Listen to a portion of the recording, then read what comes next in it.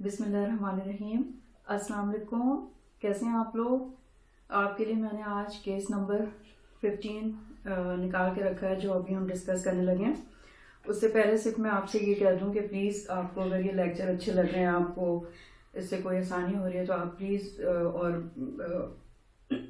आपको ये अच्छा लग रहा है कि मैं करूं तो आप सब्सक्राइब भी कर लीजिए मेरा चैनल और मुझे प्लीज़ कमेंट ज़रूर कीजिएगा। उससे मेरा हौसला बढ़ जाता है, मेरा दिल चाहता है फिर मैं और करूँ। ठीक है, तो मेरे पास बहुत सारे केसेस हैं, वो मैं काफ़ी लंबे अरसे तक आपसे डिस्कस कर सकती हूँ।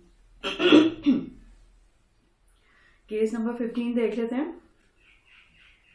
ये केस है अ 58-year-old bank executive smoker non hypertensive taking enalapril 5 milligram per day suddenly vomited and developed vertigo and double vision while sitting in his office. He also noticed difficulty in swallowing, worse with liquids than solids. On examination, pulse is 84 per minute, blood pressure of 170 by 100 millimeter of mercury, heart sounds normal and chest is clear. On right side, he had ptosis and constricted pupil. Finger nose test showed ataxia. Temperature sense in the right arm and leg were intact but lost on the left side. अब देखें, ये इन्होंने as बता दिया आपको 58 है, यानी कि एज अबव 50 और मेल है। अब इसके आप रिस्क फैक्टर्स देखते जाएं। बैंक एग्जीक्यूटिव है, इसका मतलब है कि उसका सिडेंट्री लाइफस्टाइल होगा, वो बस अपनी डेस्क वर्क कर रहा है। ठीक है, सिडेंट्री लाइफस्टाइल हो गया। स्मोकर है, स्मोकिंग एक दूसरा रिस्क फैक्टर हो गया ischaemic heart disease and stroke के लिए। नॉन हाइपरटेंसिव एक ये फैक्टर हो गया। 3 फैक्टर ये हो गए, एक एज अब 50 हो गई मेल, तो कितने हो गए? 5 हो गए। टेकिंग एनालेप्रिल, ले रहा है वो ट्रीटमेंट हाइपरटेंशन की एनालेप्रिल से। सडनली एक्यूट इलनेस हुई है उसको कि वॉमिटिंग हुई और फिर वर्टिगो, डबल विजन हुआ, बैठा हुआ था वो ऑफिस में। ठीक है, अब उसको स्वालोइंग डिफिकल्टी भी हो गई, पानी पिया तो उससे डिफिकल्टी हुई। एग्जामिनेशन में पल्स उसकी नॉर्मल है 84 पर मिनट, ब्लड प्रेशर थोड़ा बढ़ा हुआ है 170-100 मिलीमीटर ऑफ मर्करी है, भी वो हाइपरटेंसिव, हार्ट साउंड्स, चेस्ट वो सब नॉर्मल है। राइट साइड पे क्या है, उसको टोसिस हो रहा है और कंस्ट्रिक्टेड प्यूपिल है, और फिंगर नोज टेस्ट जो है वो एटेक्सिया यानी इनकोऑर्डिनेटेड मूवमेंट है। टेम्परेचर सेंस राइट आर्म और लेग में तो इंटैक्ट है और लेफ्ट साइड पे लॉस्ट है टेम्परेचर सेंस। ठीक है, lost on the left side. तो कॉन्ट्रालैटरल कुछ चीजें हो रही हैं उसको। राइट साइड पे टोसिस है, लेफ्ट साइड पे जो है वो टेम्परेचर सेंस लॉस्ट हुई भी है। अब ये देखते हैं कि क्या उन्होंने पूछा है questions. What is the most likely diagnosis?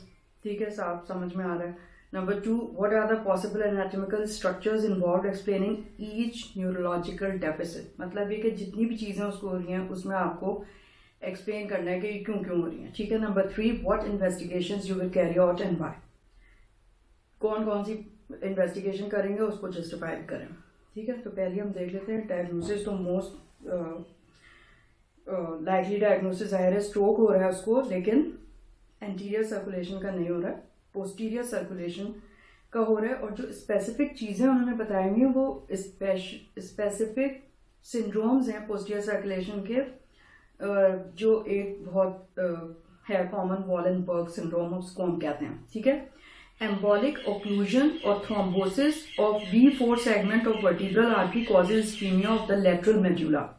Lateral medullary syndrome भी उसका नाम है। ठीक है, एम्बोलिक ओक्लूजन या थ्रोम्बोसिस हो गई है, V4 segment of vertebral artery causes ischemia of the lateral medulla. The constellation of vertigo, numbness of ipsilateral face and contralateral limbs, diplopia, hoarseness, dysarthria, dysphagia and ipsilateral Horner syndrome is called Wallenberg syndrome और lateral medullary syndrome। तो ये आपको याद करना है कि उसको ipsilateral जो है वो क्या हो रहा है, फेस और कॉन्ट्रालैटरल लिम्ब में नमनेस है, वर्टाइगो हो रहा है, diplopia, hoarseness, dysarthria, dysphagia, ipsilateral Horner syndrome is called Wallenberg और lateral medullary syndrome. Most cases result from ipsilateral vertebral artery occlusion in the remainder posterior inferior cerebellar artery occlusion is responsible. तो mostly जो है ना vertebral artery की occlusion होती है, लेकिन posterior inferior cerebellar भी हो सकती है। लेटरल मेड्यूला को सप्लाई कर रही है ये, और लेटरल मेड्यूला जो है वो इन्फार्क्ट हो गया उसकी वजह से, तो ये सारे आपको फीचर्स मिलते हैं। अब जो है ना आपको बता देती हूँ मैं वॉलनबर्ग और लेटरल मेडुलरी सिंड्रोम क्या है कि occlusion of any of the 5 vessels में be responsible vertebral, posterior inferior cerebellar, superior, middle और इंफीरियर लेटरल मेडुलरी आर्टरीज, ये उसकी ब्रांचेस हैं। ऑन साइड ऑफ लीजन क्या होगा, जिस साइड पे यानी कि लेटरल मेडुला लेफ्ट साइड पे अगर इसका हुआ है तो pain, numbness, impaired sensation over half of the face, descending tracts and nucleus of fifth nerve यानी कि trigeminal. 8 number 2 ataxia of limbs होगा falling to side of the lesion, जिस साइड पे है उस साइड पे एटैक्सिया, उस साइड पे वो गिर रहा होगा। सेरिबेलर हेमिस्फीयर, स्पाइनोसेरिबेलर ट्रैक्ट, क्योंकि स्पाइनोसेरिबेलर ट्रैक्ट उस साइड के अफेक्टेड है। नंबर 3 डिस्फेजिया होगा, क्योंकि वहां पे 9, 10 और 11 क्रेनियल नर्व पैल्सीज हो रही हैं, यानी कौन कौन सी, ग्लॉसोफेरेंजियल, वेगस और hypoglossal.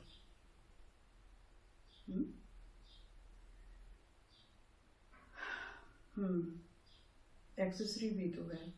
Number 4 nystagmus, diplopia, vertigo, nausea, vomiting, क्योंकि वेस्टिबुलर न्यूक्लियस अफेक्ट हो रहा है, ठीक है, इसलिए ये सारे फीचर्स आ रहे हैं उसमें।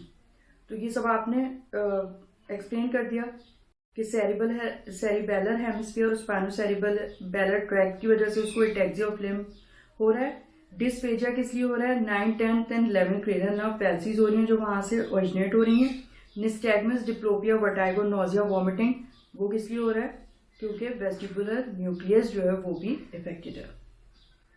अब Wallenberg syndrome, focal brain stem syndrome और lateral medullary syndrome due to stroke हो रहा है इसको। तो lesion is on the right lateral medulla, अभी लेफ्ट में नहीं है, right lateral medulla, as the patient has ipsilateral, trigeminal, glossopharyngeal, vagus and 11 cranial nerve palsies, इनकी वजह से डिस्फेजिया हो रहा है जो इप्सिलैटरल है। इप्सिलैटरल हॉर्नर सिंड्रोम है, क्योंकि कंस्ट्रिक्शन ऑफ प्यूपिल है और टोसिस है, उससे आपको पता चला कि इप्सिलैटरल हॉर्नर सिंड्रोम हो रहा है। इप्सिलैटरल सेरिबेलर साइंस हैं, फिंगर नोज एटैक्सिया, इसको जो है राइट साइड पे हो रहा होगा। कॉन्ट्रालैटरल स्पाइनोथैलेमिक सेंसरी लॉस, और जो दूसरी साइड का लिम्ब है ना उसमें इसको स्पाइनोथैलेमिक सेंसरी लॉस होगा, टेम्परेचर सेंसेशन जो उसको नहीं हो रही है, तो वो लेफ्ट साइड पे हो रहा होगा। बाकी चीजें उसको राइट साइड पे हो रही हैं, वो लेफ्ट साइड पे। वेस्टिबुलर डिस्टर्बेंस जिसकी वजह से नोजिया, वर्टाइगो, वॉमिटिंग वगैरह हो रही है ना, इसको वो वेस्टिबुलर डिस्टर्बेंस। तो सारी चीजें आपने एक्सप्लेन कर दी, ठीक है।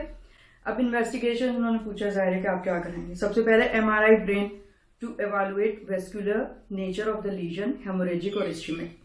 अगर एंटीरियर सर्कुलेशन को होता तो हम पहले प्लेन CT स्कैन कराते, लेकिन अगर पोस्टीरियर सर्कुलेशन का है तो आप MRI कराएंगे, ठीक है। ECG and electrocardiography to look for source of embolism from the heart, जरूरी है बहुत। Number 3 duplex ultrasound of carotids, magnetic resonance angiography, CT angiography, CTA जिसको कहते हैं, contrast angiography to detect underlying vascular disease, क्या है उसकी वेस्कुलर डिजीज। 4 आप करेंगे full blood count, lipid profile, blood glucose level, urea creatinine, urine jar, ये सब क्यों करेंगे, to assess the risk factors and to find out any complication or etiology of hypertension, as this patient is hypertensive and a smoker and has a sedentary lifestyle, being a bank executive।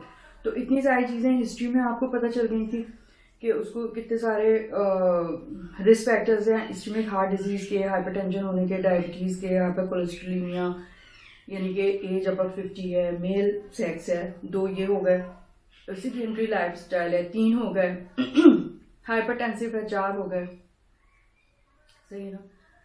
तो इतने सारे उसको risk factors हैं। फिर वो sedentary lifestyle, क्योंकि वो bank executive है, 5 हो गए।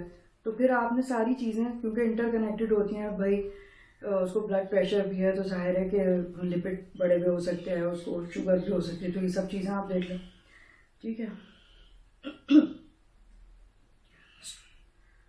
अच्छा, अब मैंने आपकी आसानी के लिए जो है ना stroke with in the posterior circulation लिख दिया है। तो देख लेते हैं वो क्या है. Posterior circulation is composed of the paired vertebral arteries, the basilar artery and the paired posterior cerebral arteries. यानी कि दो वर्टिब्रल आर्टरीज हैं, मिल जाती हैं, बेसिलर आर्टरी बना देती हैं paired posterior cerebral arteries. The vertebral arteries join to form the basilar artery at the pontomedullary junction. The basilar artery divides into two posterior inferior cerebellar arteries and the interpendicular fossa. Its branches supply the cerebellum, medulla, pons, midbrain. अब देखें cerebellum की वजह से उसको ataxia हो रहा है, medulla में सारी और midbrain में इसके cranial nerve palsies हो रही हैं, 5th, 9th, 11th. Subthalamus, midbrain, subthalamus, hippocampus, and medial temporal and occipital lobes. Occlusion of each vessel produces distinctive syndrome. अब इसमें हमें midbrain, pons, medulla, cerebellum में मिल रहा है. कहीं पे अगर इन्वॉल्वमेंट हो subthalamus, hippocampus, medial temporal, occipital lobe तो अलग किस्म के साइंस मिलेंगे. Occlusion of each vessel produces distinctive syndromes. Posterior cerebral artery. PCA syndrome देख लेते हैं. पोस्टीरियर सेरिब्रल आर्टरी के जो हो रहा है. PCA syndrome result from athyroma formation or emboli that lodge at the top of basilar artery or by dissection of either vertebral artery or fibromuscular dysplasia. The two clinical syndromes are observed with occlusion of posterior cerebral artery. Number 1 A को कहते हैं P1 syndrome. Mid brain, subthalamic and thalamic signs होते हैं. उसमें एक third nerve palsy होती है with contralateral ataxia और उसका नाम है क्लॉट सिंड्रोम. आपके आसानी के लिए मैंने निकाल के लिख दिया है. Third nerve palsy with contralateral ataxia उसको क्लॉट सिंड्रोम कहेंगे. Third nerve palsy with contralateral hemiplegia को वेबर सिंड्रोम कहेंगे. याद करें. दो जो नंबर 2 P2 सिंड्रोम वो cortical temporal occipital signs. Number 1 contralateral homonymous hemianopia with macula sparing. Number 2, acute disturbance of memory due to involvement of medial temporal lobe and hippocampus. This defect clears as memory has bilateral representation. थोड़ी देर के बाद वो ठीक हो जाता है. Ataxia and agraphia, dominant hemisphere is infarcted. Visual hallucinations of brightly colored scenes and objects due to posterior cerebral artery involvement. क्योंकि वो occipital lobe को भी involve कर रहा है जो पीछे हमने देखा था. Cortical blindness with bilateral infarction in distal posterior cerebral arteries. अब vertebral and inferior cerebral arteries. ठीक है. एक तो anterior circulation से posterior cerebral artery आ रही थी. अब पीछे से जो है vertebral and inferior cerebral arteries आ रही हैं. तो when one vertebral artery stenosis, transient ischemic attacks can occur consisting of syncope, vertigo, and alternating hemiplegia. Embolic occlusion or thrombosis of V4 segment causes ischemia of lateral medulla. Constellation of vertigo, numbness of ipsilateral face and contralateral limbs, diplopia, hoarseness, dysarthria, dysphagia, and ipsilateral Horner syndrome is called lateral medullary syndrome or Wallenberg syndrome, जिसका ये आपको scenario बताया मैंने. Hemiparesis is not the feature of vertebral artery occlusion. अब देख लें hemiparesis नहीं होगा ना, इसीलिए तो वर्टिब्रल आर्टरी का ये पोस्टीरियर सर्कुलेशन है. हाउएवर क्वाड्रिप्लेजिया कभी रेयर केसेस होते हैं, उसमें quadriplegia may result from occlusion of anterior spinal artery. Rarely a medial medullary syndrome occurs with infarction of the pyramid causes contralateral hemiparesis of the arm and the leg. ये बहुत rare होता है. cerebellar infarction with edema can lead to sudden respiratory arrest due to raised intracranial pressure in the posterior fossa. Gait unsteadiness, headache, dizziness, nausea and vomiting may be the only early symptoms and signs and should arouse suspicion of this impending complication which may require surgical decompression. Basilar artery, जो vertebral artery दो जब मिल जाते हैं तो basilar artery बनती है. It supplies base of the pons and superior cerebellum. Because the brainstem contains many structures in the close position, a diversity of clinical syndromes may emerge with ischemia reflecting involvement of corticospinal and corticobulbar tracts, ascending sensory tracts, and cranial nerve nuclei. The picture of complete basilar occlusion is easy to recognize as a constellation of bilateral long tract signs, sensory and motor, with signs of cranial nerve and cerebellar dysfunction. ठीक है, इसमें थोड़ी सी spelling mistake हो गई है. a locked-in state of preserved consciousness with quadriplegia and cranial nerve signs suggest complete pontine and lower midbrain infarction. Transient ischemic attack in the proximal basilar distribution may produce vertigo, diplopia, dysarthria, facial or circumoral numbness and hemisensory symptoms. ठीक है, ये हमारा case खत्म हो गया है. अब आप देख लें कि रेफरेंसेस में जो हूँ ज़्यादातर जो है ना मैं हैरिसन से लेती हूँ. तो आप देख लें कि एक्यूट इस्केमिक स्ट्रोक हैरिसन का मेरे पास अभी 19th एडिशन है, जो मतलब 5 साल में ही आता है. तो अभी वैसे 20th एडिशन भी आ गया जो मुझे लेना है. तो फिलहाल लेकिन ये काफ़ी है अभी के लिए. अब मैं ले लूँगी तो इंशाल्लाह उसको फिर अपडेट कर लेंगे. ठीक है, तो ये हमारा हो गया. मुझे आपसे ही कहना था कि प्लीज़ देखें, हम लोग कम अज़ कम मैं तो अपने लिए ही कह रही हूँ कि जब मैं रेजिडेंसी कर रही थी तो स्ट्रोक के पेशेंट को तो हम कोई इतनी ध्यान ही नहीं देते कि थे कि मतलब अब ये हम समझते हैं कि भाई वो तो इतना कॉमन है और कि आसानी से मैनेज हो जाती है और ये है वो है. जिस तरह से हमें पढ़ना चाहिए हम उस तरह से पढ़ते नहीं हैं, उसको देखते नहीं हैं, और फिर ये स्ट्रोक के पेशेंट जो हैं वो इम्तिहान में आ जाते हैं और बहुत आसानी से लोग फेल हो रहे हैं. तो उसको बहुत अच्छे से भाई हमको मैनेजमेंट और एवरीथिंग हम अच्छे से पढ़ के और फिर पेशेंट के ऊपर तवज्जो देनी चाहिए पूरी.